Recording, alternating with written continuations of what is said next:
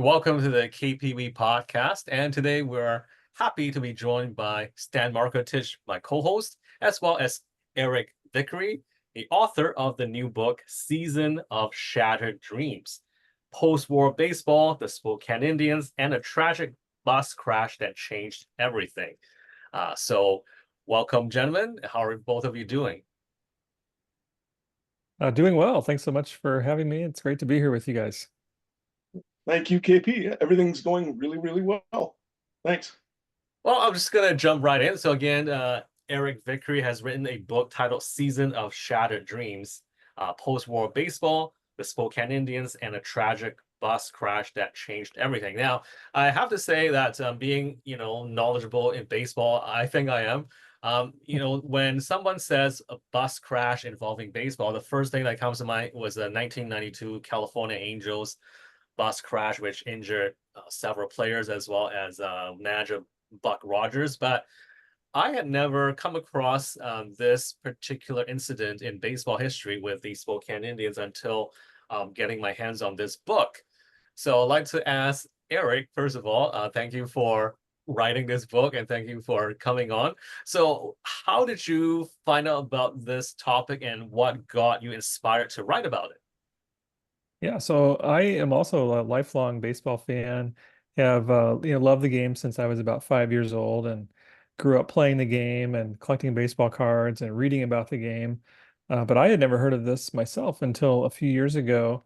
I was actually writing an article for a book put out by Sabre, and researching a topic from 1946 when I came across headlines about this accident, and was immediately pretty struck by the sheer gravity of the accident, which killed 9 players and injured 6 others.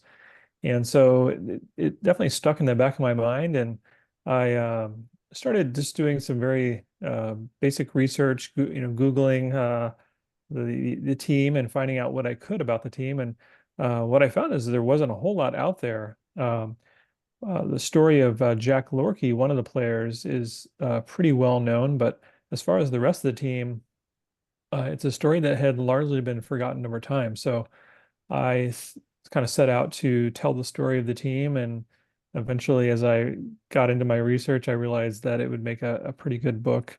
And so I spent a year researching and then writing it. Wow. Can I jump in, KP? Yes, go ahead. Yeah, I just want to talk. The structure of the book is one thing that I really like. So I'm going to add, and interestingly, you do bring up film right at the end, a very classic, famous baseball movie with Jimmy Stewart. As I was reading the book, I sort of it worked, or it works really well in 3 acts. You talk about the background that some of the players have, how difficult that was, and we can get into that. The actual incident, and I think you place that chapter that deals with the crash itself in about the middle of the book, and then sort of what happens and the consequences, and how the survivors pick up their lives and continue on.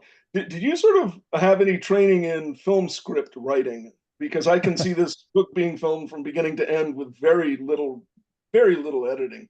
Wow. Well, I actually do not have any training in script writing or film or anything of that nature. But as I was researching it, I realized I did need to kind of hone in on a few of the players. There were 16 players on the team, uh, 16 players on the bus, I should say, when the accident occurred. And I did certainly wanted to tell a little bit about each player, but as I learned about the team, I realized that there were a few players whose stories were a bit more compelling. And through telling their stories, I thought it would be, each kind of represented a different group of player. You had one of the players, I focused on Vic Picetti. He was one of the 9 players killed. Another, Ben Geraghty, was one of the 6 players who survived. And then you had Jack Lohrke, who was one of 3 players on the team who was not on the bus. So each of them sort of represented those groups of players, and each had just very compelling stories and lives, both before and then for those who survived after the accident. I found that those 3 people that you mentioned, and then that's essentially how you set up the book. That was really fascinating. And as I was going through the latter third of the book, Geraghty's contribution to baseball after the incident it's just amazing. I knew that he contributed in some ways, but as I was going through those chapters, it was like that was almost a revelation in terms of how much he actually accomplished. Yeah, it was incredible, and he was somebody I was really not aware of prior to this accident. But yeah, when you read the quotes from a guy like Hank Aaron, calling him the best manager he ever played for, and perhaps the best manager who ever lived. I mean, that kind of praise coming from one of the all-time greats in the game uh, is pretty incredible. And the fact that also Geraghty helped Aaron as he was breaking the color barrier in the South Atlantic League in 1953 was an interesting part of the story. And then Geraghty, rising to a AAA manager, and his dream was to manage in the major leagues, and ultimately he wanted to.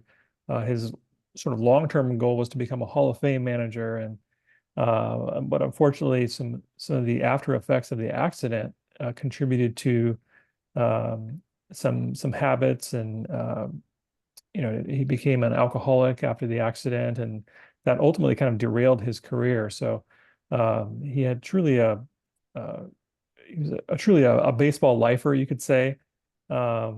But ultimately, the accident had a great impact on him.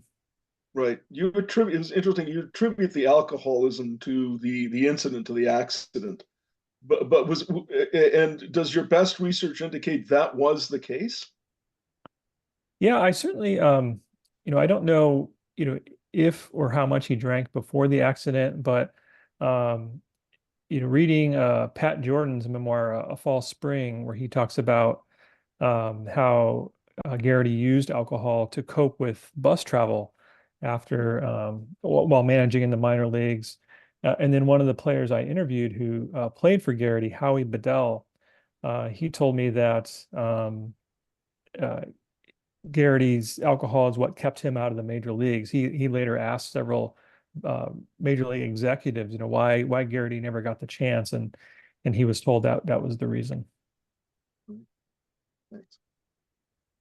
Now, Eric, you mentioned at the top that when you were writing another article for Saber, you came across this story, and that it was not easy to find information about it. And of course, we're talking about decades later, and it is again not something that a lot of baseball fans know about with this particular story. So talk about the difficulty for you in terms of finding people that would give interviews for this book, and also like the extensive amount of digging that you must have had to go through to find all this information.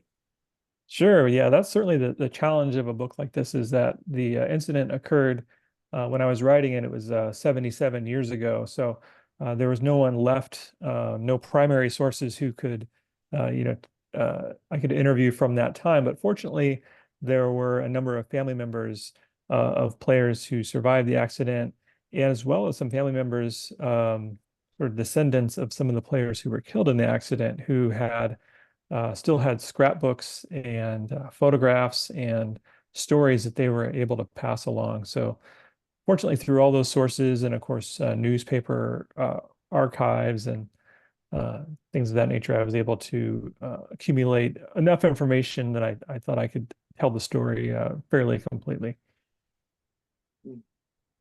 While you were doing the research, I think I can't remember now. It's been a month since I've read the book, either the last chapter or the epilogue.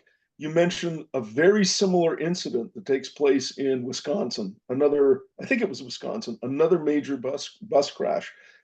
Did you do any background or additional research to cover that topic as well? I thought it was fascinating that it was almost, I think you said to the day, 2 years after. I can't quite remember exactly the timing. Yeah, it was 2 years and 1 month after the Duluth Dukes were a minor league affiliate of the St. Louis Cardinals, and were involved in a bus accident in which I think it was an ice truck crossed the median and struck the bus.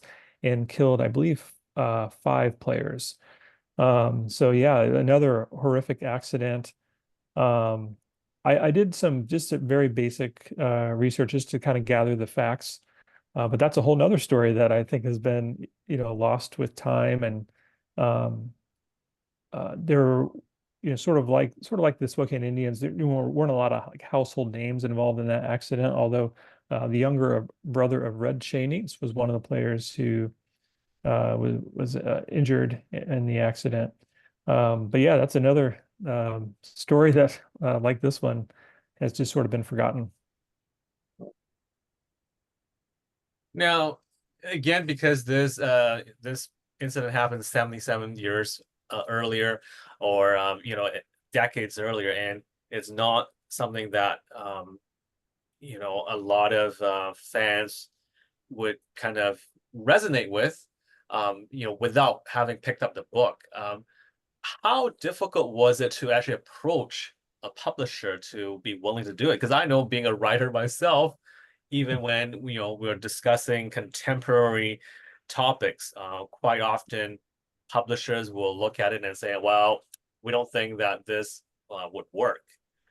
But in your case, um, what was the process like? Like, was it as difficult as I have uh, explained, or what happened during this process in order to, have this book published? And I know Rowman and Littlefield quite well. I'm an author with them as well, but I just wanted to hear your thoughts on that process. Yeah, I think the fact that the book is about much more than just the bus accident. It covers the minor leagues really in the year after World War II, and there really hasn't been a whole lot written. There's been several books written about baseball during World War II, but not a lot about how the war impacted minor league baseball, and how in 1946 minor league baseball was reorganizing. You had thousands of players who were coming back from the war looking to resume their careers, and the Spokane Indians were full of many of the players who had served in the war. So um, the Indians story sort of fits under that umbrella, and so that was part of my approach to the book, was I kind of wanted to tell the story of the team as well as in the sort of the larger context of what was going on that year. And I think that that and the fact that the book does sort of tell stories of Picetti and Lohrke and Geraghty before and after the accident, um, helped me sell it to a publisher as sort of a work of narrative nonfiction, rather than just if you were writing just about the bus accident, it would probably be more like a long form article. But the way I approached it, I felt it could be more of a narrative work. Yeah. Wow. The Second World War experiences that you bring up in the beginning of the book, that drained the majors of talent. That just would it be fair to say that it wiped out professional Major League Baseball? But it did. I mean, effectively shut it down for a period. But how did that recover in the post-war environment? Yeah, it was amazing that baseball was able to continue on. They pretty much used any able-bodied person. You had 15-year-old Joe Nuxall pitch during the war. You had guys in their 40s. Of course, Pete Gray with one arm played for the Browns. So, anybody who could sort of anybody who was well enough or had a physical defect who wasn't qualified to serve in the war, those are players who filled the roster. And Ben Geraghty was actually one of those players. He was kind of a utility infielder for the Boston Braves during the war, and he was in his mid 30s, and by all accounts his baseball career had ended, but then Casey Stengel recruited him back to play during the war. Um, and then you have the sort of the opposite problem in 1946, whereas there was just a lack of players during the war, and that's why many minor leagues shut down. In 46, you had all these guys looking to come back and sort of reclaim their roster spots, while at the same time competing with other young up and coming players. And, I think many players, spent probably the primes of their careers during the war. Guys that were sort of in their mid 20s were now coming back, and now they're in their late 20s or early 30s, and then they're sort of past their prime. So I think the war really impacted those guys. Yeah, that Um, was. Oh, I'm sorry. yeah, go ahead. No, that was actually the question that I was going to ask. Those ball players who left to fight the war and return after 4 years, that in many cases or in some cases would have put them past their prime. So did that have an impact on how management and the recruiters viewed who they would consider for rosters in the 46 and post 46 seasons? Yeah, as I understand, all players had to at least be given the opportunity to earn their jobs back. Um, and as a result of that, a lot of sort of the younger up and coming players were sort of pushed to lower levels of the minor leagues. And that's why the Spokane Indians had such a talented roster, because the Pacific Coast League, which was largely the teams that fed the Spokane Indians, their rosters were full of these guys who, yeah, were coming back from the war and needed an opportunity to reclaim their spots. So Vic Picetti, for example, he had played in the Pacific Coast League for the Oakland Oaks the previous year, but now all these other guys are coming back. So he got pushed down to Class B, which was what the Spokane Indians played in. Mhm. Now, yeah, because as you mentioned earlier, Eric, the minor leagues were kind of revamped, and there's of course references of let's say Class B or Class C, if I remember correctly. Mhm. In the minor leagues in those days.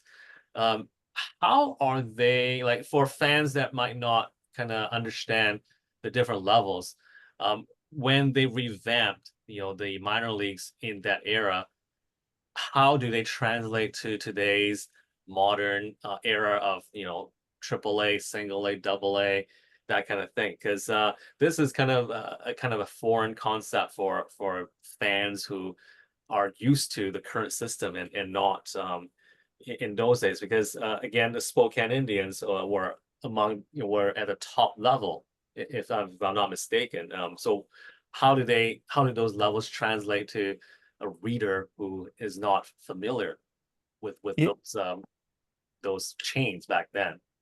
yeah, that's a great question. And I would say that the Spokane Indians being a Class B team would roughly be equivalent to like a single A or double A team today. Back then they had all the way down to D level. So you had sort of double A was the highest level, then A, B, C, and D. And D was like your rookie level, the young teenagers coming up. And then you had C, which would be more like a low A, and then B, which would be like a high A or double A, and then up to A and double A. And the Pacific Coast League back then, that was almost like the third major league. So um, you had a lot of very, very talented players in the Coast League, and the Class B teams like the Spokane Indians, which were not affiliated with one team like like a lot of minor league, or all minor league teams are today. Each team is affiliated with one major league team. Back then, you had clubs that were run independently, like Spokane, and then they would sort of form these working agreements with other clubs to help fill out their rosters. So in the case of the Spokane Indians, they had formal agreements with the New York Yankees, Oakland Oaks, and San Diego Padres. So their players belonged to those higher ranking clubs, and they could recall players at any time.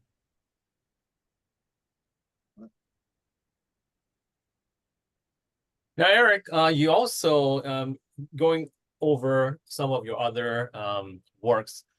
If I understand correctly, you also wrote about the 1982 St. Louis Cardinals. So that has to be like a different field as far as a championship team versus more about like the history of baseball, minor league baseball. So what were some specific challenges other than the ones that we may have covered, that you're transitioning from a book like the 1982 Cardinals, which you had written before? to a book like this, Season of Shattered Dreams, Post-War Baseball, the Spokane Indians, and a tragic bus crash that changed everything. It's a total jump. Yeah, yeah, no doubt. Yeah, so I grew up a St. Louis Cardinals fan. I'm from Illinois originally, and so that was like, I grew up, fell in love with baseball in the 1980s. So that was kind of revisiting my childhood team, and sort of revisiting one season and telling the story of that team. Yeah, this uh, season of Shattered Dreams is totally different. Era, obviously. But I got much more into the sort of the human interest side of baseball, I think, with this story.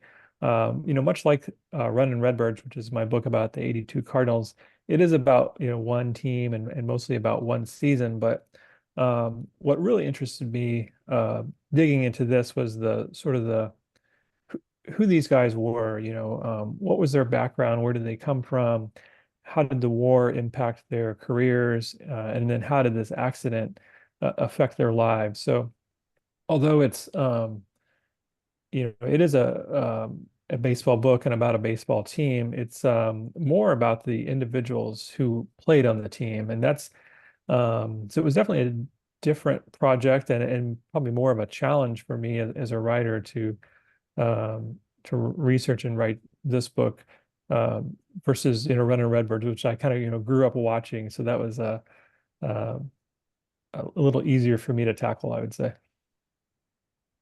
Right. Well, when the bus crash occurred, that was in what, June?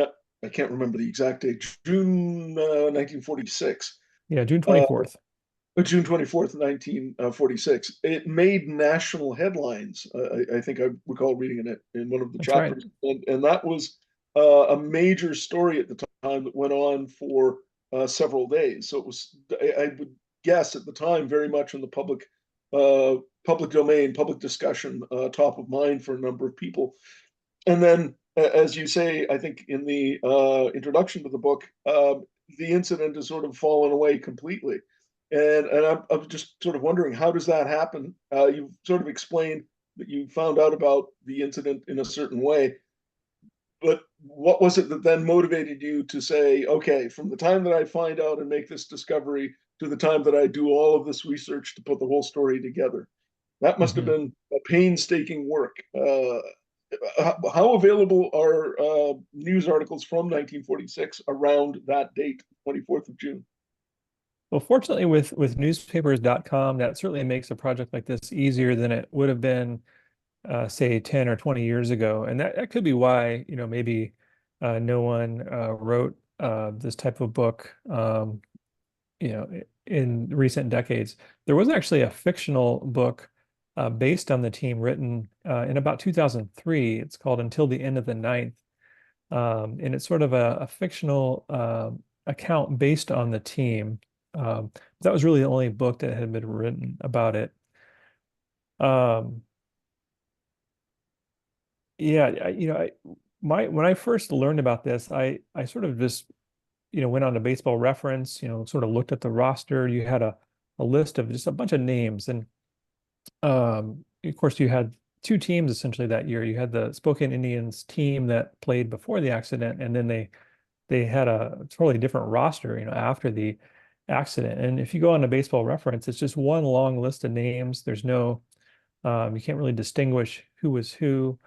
So that's kind of stuck in my mind too, as far as, you can't even go on Baseball Reference, which is like our baseball Bible, and, really find out much about this accident. So that was another reason I felt it just deserved to be sort of told, and figure out who was who on this team. Um, and so I felt it was a worthwhile project to dig into. Right. Could you explain? I know you do this in the book, but could you explain to the listener and viewer how the team was rebuilt after the incident? Yeah, so essentially, and what amazed me in researching the story is that the team started playing games a week after the accident, and they only had two able-bodied players, two players who happened to drive separately from the team that day, two pitchers. And so the owner of the team, Sam Collins, a few days after the accident, started to have meetings with the league president and figure out, how they were going to resume the season and fill out a roster. Some players, some other teams in the league initially said that they would be willing to lend Spokane players to help play out the season, but and then when push came to shove, only one team in the league actually did that, the Salem Senators. And so the owner of the team was sort of forced to just find guys wherever he could. Some of them were semi-pro players, so certainly a lower caliber player. Other were sort of cast-offs from other leagues. A couple guys who had been released from Victoria, who was the last place team in the league. The team even employed their trainer, who had never played professionally, played in a bunch of games as a third baseman. So it was really a hodgepodge of guys, anybody, almost like, during the war, how the major leagues were trying to find any sort of able-bodied player they could, and much the case with the Spokane Indians playing out the 1946 season with this group. And ultimately they, before the accident, and of course they were a very talented team, were in the race for the pennant, and afterwards were 30 games under 500. So it was quite a contrast in terms of the level of competition before and after. Yeah, it's just you also contrast how Spokane was rebuilt with the Duluth team that suffered the same or a similar Yes, accident. that's And that right. was that really struck me. I won't give away any details, but yeah, what a different story. Did you get any sense of why that was? In terms of difficulty filling out the roster. Yeah, yeah. Why did one team have a very easy time? Well, I mean, part of it was affiliation with other clubs, but any Yeah, reason? I I think, yeah, that was certainly a part of it, in that the Duluth Dukes were an affiliate of the St. Louis Cardinals. Right. So since they were under the umbrella of the Cardinals, they just sort of filled in with other affiliates within the organization, whereas the Indians, as an independent club, had a much more difficult time. And that is actually the reason that the owner uh, sort of linked up with the Brooklyn Dodgers the following year. And so in 1947, the Spokane Indians were an affiliate of the Brooklyn Dodgers for 1 year. And Collins cited the reason for that is the difficulty he had filling out his roster. So he wanted to make sure that, being under the Dodgers umbrella, that he'd be able to have a competitive roster the following season. Right. That I sort of made an inference. I thought that because of, well, the two incidents, but the one that you don't actually deal with extensively in the book, it's the Duluth team. Did that, and this is maybe more in the form of a question, sort of prompt Major League Baseball to really give careful consideration to affiliates, to the whole arrangement that major league teams had with the minor league teams? Mm. Was that, in a sense, a kind of a changing point, or a point that shifted how management of the game saw players, saw minor league teams? Yeah, that's a great question. I guess I didn't really find a direct link uh, from that. I don't know exactly when the shift occurred from a lot of teams being independent to sort of every team being just a single affiliate. I think it occurred a bit later. So I don't think that was a direct correlation between that and these accidents. But certainly in the case of the Spokane Indians, um, the difficulty they had in filling out a roster compelled the owner to sort of link up. He I guess Branch Rickey had tried to become an affiliate with the Indians the year before, but there were certain benefits of being an independent club. You had more control over your roster versus, if you're an affiliate, you're kind of just stuck with whoever they send you. Whereas as an independent club, he could sign players on his own or get sort of the cream of the crop from a couple different organizations. Yeah, that was something that came to mind. I mean, again, that was one of the things that really struck me in your book. Yeah, I think that the relationship between the minors and the majors was something that evolved over time. But that those two incidents stick out or did for me anyway, and caused me to think about whether or not they actually had any sort of a lasting impact, or whether that was something that the majors would look back on and say, well, let's take some lessons learned over time. But yeah, I can see how the minors at the time, yeah, I with a certain affiliate status, yeah, I would assume that as an owner, you would basically give up a lot of bargaining power and negotiating power, especially with signing players to the roster. So lots of Exactly. resistance. Yeah. Yeah. So Eric Vickrey is here with us on this episode, and his book is titled Season of Shattered Dreams, Post-War Baseball, the Spokane Indians, and a Tragic Bus Crash That Changed Everything. Eric, just wanted to jump in here as well. You referenced baseballreference.com or newspapers.com, getting your information. Of course, that's a way that many writers do these days. But also in your book, you reference Jim Price, a Spokane Indians or Spokane baseball historian. Pardon me. So you mentioned articles that Jim Price had written were very helpful over the years. Did you actually get a chance to talk to Jim Price or reach out to him and have him kind of share some of the stories or some of the information that he has about this bus crash? I did, yeah. I was real fortunate to have Jim's input because he is sort of the foremost authority on baseball history in Spokane. And he, I believe, started writing for the Spokesman, the local newspaper, in the 1970s or early 80s. And sort of on the anniversary of the crash, so usually every 10 years, he would write a pretty lengthy recap of the article. So it got a fair amount of coverage in Spokane, and Jim was fortunately able to interview some of the survivors back in the 80s and 90s, and those interviews were included in his articles, which was helpful in my research. And then, fortunately, Jim reviewed my manuscript and gave me some feedback, corrected a few things, and so having his input was really invaluable and a great collaboration.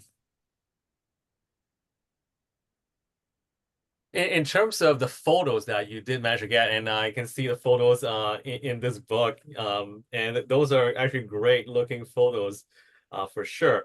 I wanted to ask you because, again, because I remember seeing a photo. There are many great photos, of course, but there was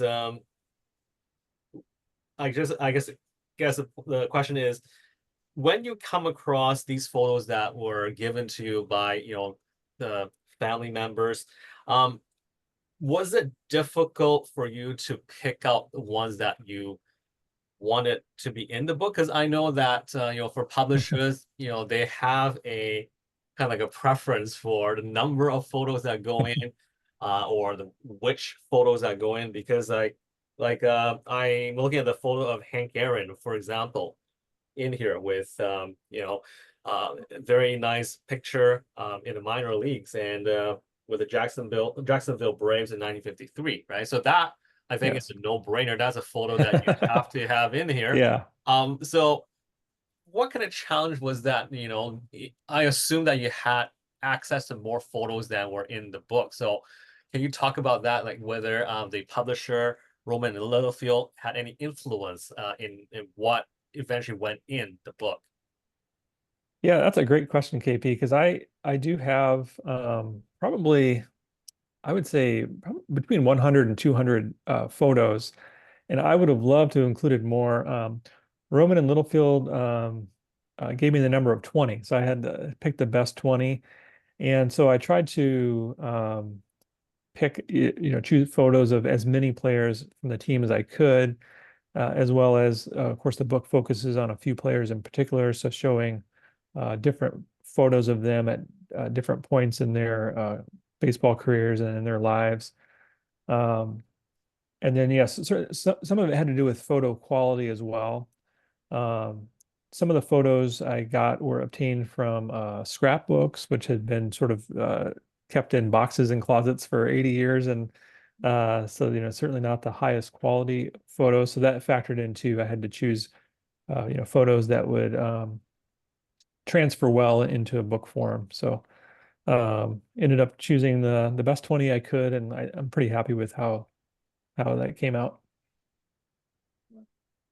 Let me ask a question about interview. I don't know if this is a question about interview techniques, but um, you mentioned that the survivors of the incident really did not like to relive or to go back and reminisce about the event. When you were contacting family members, did you also encounter family members who would not be willing on the grounds that it would be too painful to relive or to experience the event? I did, yeah. I certainly experienced that. So one when you ask that question, one thing that comes to mind is the story of Jack Lohrke, because Jack was very reluctant to ever speak about the crash or his World War II experience, and he's one of the players I focus on in the book. But fortunately, Jack's children and his son-in-law were very helpful in sort of explaining their memories of Jack and describing him to me. So even though, I couldn't interview Jack, it was probably more helpful to interview his children who were, sort of more forthcoming than I think Jack would have been. Jack did a couple interviews over the years. He did one with Sports Illustrated and did one on camera with CNN. But even in those interviews, like his responses are just a few words. So he, wasn't one to sort of elaborate or speak much on record. And then, reaching out to other family members of players involved in this accident, some were very sort of excited about bringing their relatives' stories to life. Others, I did hear from one family member who said that another family member it was too painful to sort of revisit the accident, so they chose not to participate or be interviewed. So I certainly saw that spectrum, and respected the wishes of those uh, people who didn't really want to be involved in the project. I totally understand, as even though it's been decades, this is their family members, and it can still be painful even after all these years. Right. Did you encounter the opposite? Was anyone really wanting to make sure that the story stayed something that would be remembered? Absolutely, yeah. And I think really, in particular, the couple of players who died in the accident who were really up and coming players, Bob Patterson being one, Vic Picetti the other. Um, they're two of the players whose families allowed me to use letters that these players had written, and for me that was very helpful just to sort of get their voice. And in the book, they talked about their sort of more day-to-day activities as far as what they were experiencing coming up in minor league baseball, what their long-term aspirations were. So, I wasn't able to obviously interview those players, but having their voices through their letters, which I thought was really cool, and I'm so thankful that the family members allowed me to use those. And yeah, they were both families of those players were sort of very excited, because those are really two of the stories that have been lost with time. The story of Jack Lohrke, uh, you can find that online. There's been a fair amount written about him. Even Ben Geraghty, who had sort of this long managerial career after the accident, quite a bit written about him. But the players who died, they died at a young age. They're really the ones whose stories have been forgotten. Yeah. Now, oh, sorry, go ahead, Stan. No, I was just going to say that there was something really moving about they're all moving stories, but the Picetti story of the immigrant family coming from the old world, settling in the new world, moving across the continent, landing in California. And then there's almost something that you don't say this directly, but there's this impression that I got about really fitting into the American culture and American landscape with and through baseball. and that was through the son Vic, and so that was the part of, or a part of the story that was really moving, and I thought that was exceptionally well portrayed. Do the children see it that way? I'm wondering. Do they see their father's legacy as being one of, that kind of a relationship with the new world, with defining oneself as being, the real American? I think so. Yeah, I've heard that not only in this project, but in other books I've read about players from that generation, whether it was Italian immigrants or Irish immigrants coming over. That's one of the ways they sort of became American, was to adopt baseball. And in the case of Vic Picetti, Vic Senior came over from Italy right around the turn of the century and took to baseball immediately, started playing and then coached. And then when he had his son, Vic Jr., there's a quote in the book where he says instead of putting a rattle in his son's hand, he put a baseball in his son's hand. So he sort of raised him to be a baseball player. I think that was, at the time, that's how there's nothing more American, than baseball. So that was Yeah, that sort was. of an I'm important sorry. part of the culture at that time. Yeah, you hit exactly on the moment when the image stuck in my mind was the taking the baseball and putting it in the. It wasn't the toddler; he was just a few weeks old, putting it in the crib. Yeah. And I And thought, yeah, fortunately, there's. yeah, in the case of Pichetti, he was such a superstar at a young age that he got tons of coverage in the San Francisco newspapers. So in the early to mid 40s, all these newspapers were interviewing Vic Senior. So that's where I got that quote. And I was able to gather a lot of information because he was such a successful player at a young age.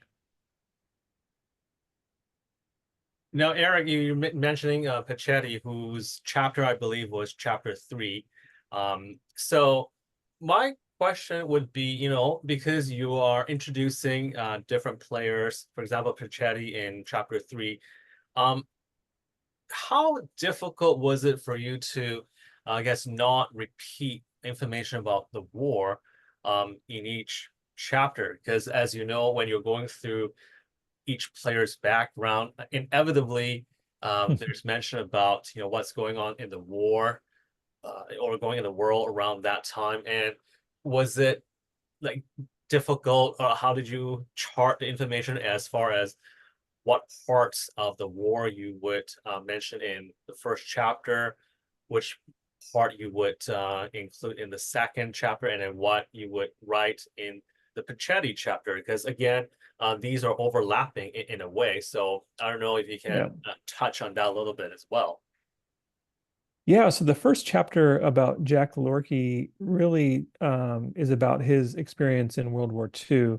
And fortunately, having a knowledge of what specific battalion Jack was in, uh, through help with a World War II researcher, I was able to sort of track Jack's experience, where he was at various points during the war. And I felt it would be a good way of just showing what a lot of the men from the team had gone through in the war. So that's what sort of chapter 1 is about Jack Lohrke, but also more about the war experience that a lot of these guys had. And then chapter 2 is about Ben Geraghty, who had a brief major league career with the Dodgers before the war, and then he was one of the players who sort of filled in on the major league level during the war.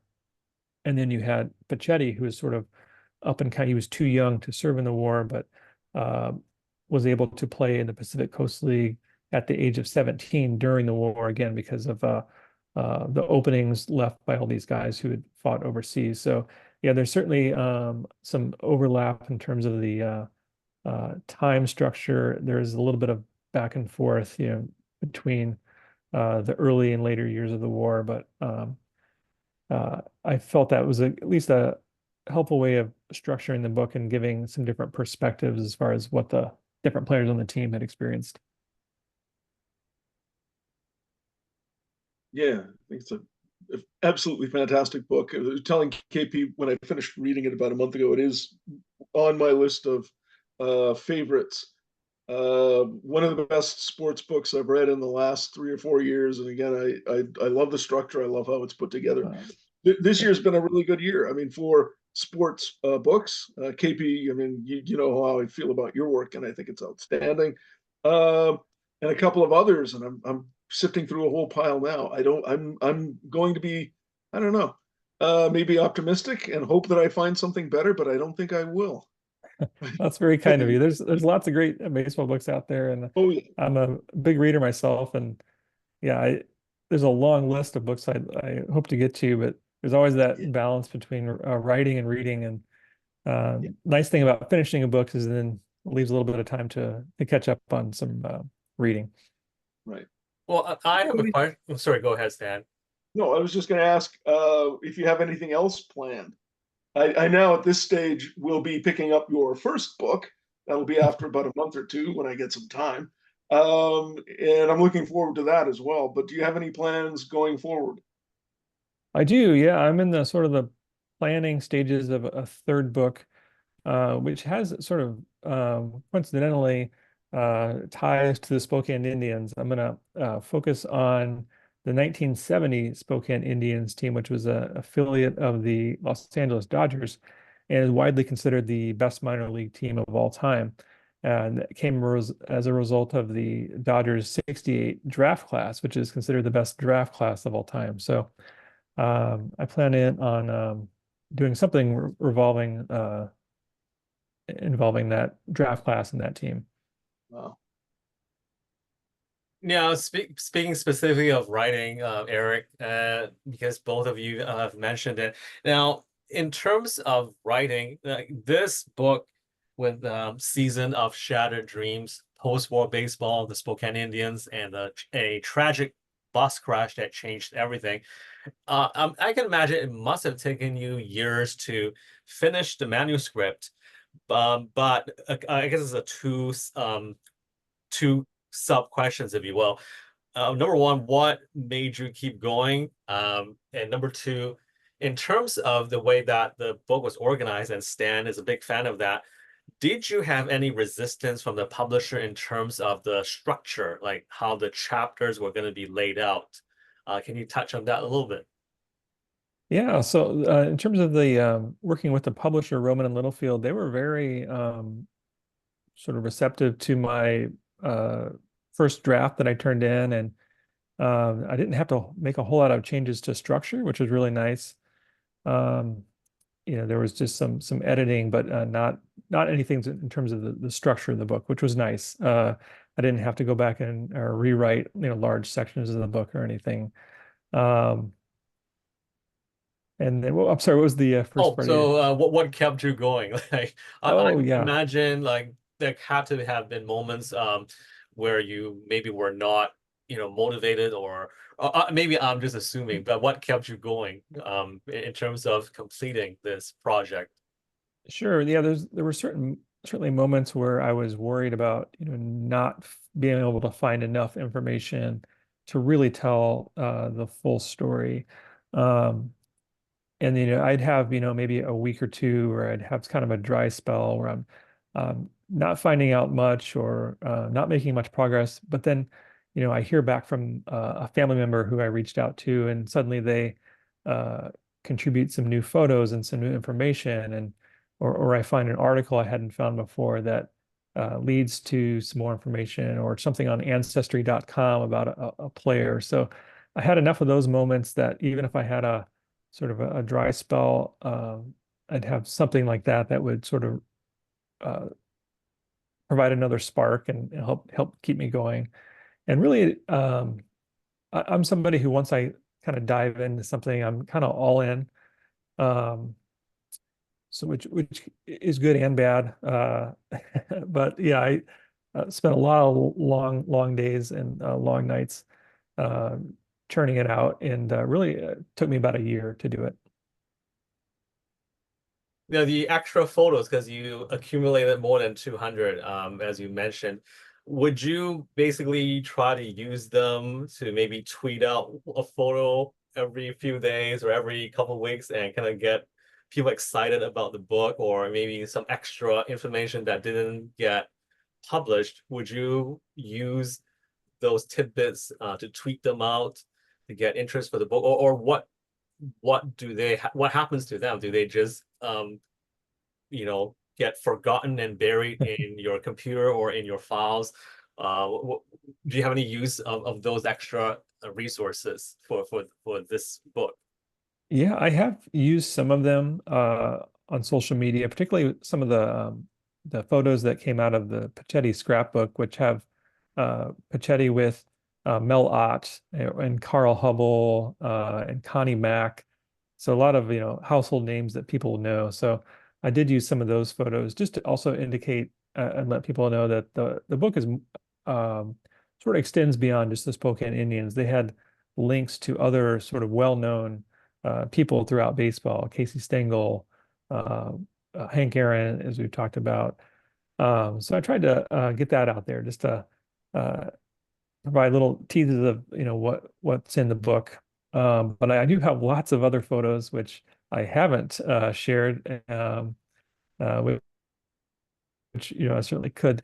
Some of those are again maybe some of the less known, well-known players, or less quality. But yeah, I could certainly do a whole book of just photos of this team. Lot of extra content for sure. Yeah, Moving ahead to your next project, which Stan kind of asked earlier, and you mentioned, Eric, about the 1970s Spokane Indians, at the time a minor league affiliate of the Dodgers, and they're known as possibly the best minor league team ever. Have you started on that yet? And do you anticipate any difficulties in terms of reaching out to the players on that team?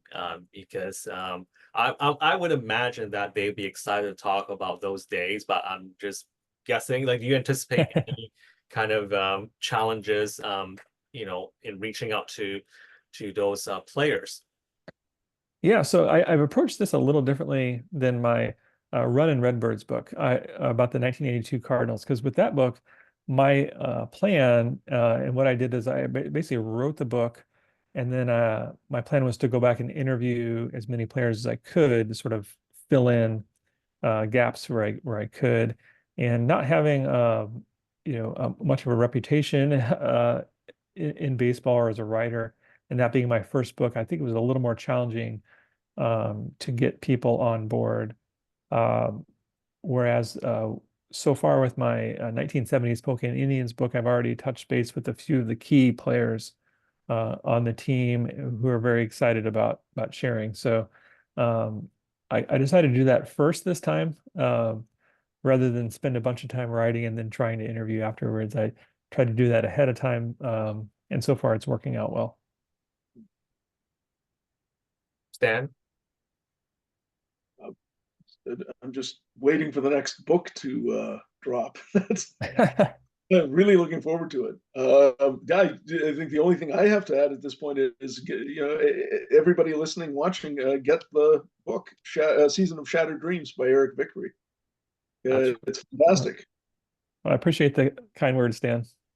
Yeah, so again, the book is Season of Shattered Dreams, Postwar Baseball, the Spokane Indians, and a Tragic Bus Crash That Changed Everything by Eric Vickrey.